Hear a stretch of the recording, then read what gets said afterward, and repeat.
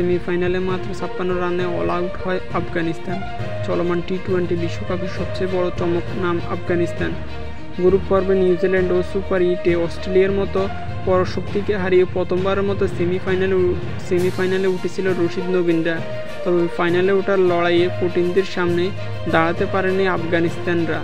মাত্র 56 রানে গুড়িয়ে গেছেন গুরুবাজ জায়েন্টরা।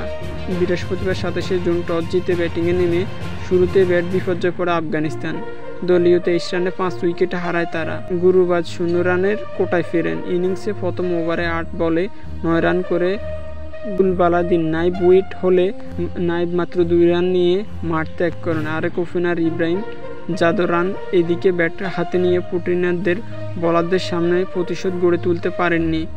মোহাম্মদ নবীন ও 3 বলে 0 করে আউট হলে 2 রান থেকে ফেরেন খারতে। তবে অপর প্রান্ত লড়াই চালিয়ে যাওয়ার চেষ্টা করেন আজমুল্লাহ। তবে ইনিংসের বড় করতে পারেননি তিনিও।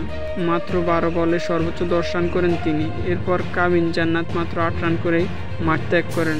নূর আহমেদ 0 কোটা নিয়ে মাঠ ত্যাগ করতে থাকেন। রশিদ খান মাত্র 8 রান করেন। এদিকে 49 বল হাতে রেখে মাত্র 56 রানে গুটিয়ে যান আফগানিস্তান পটিনিয়ানরা।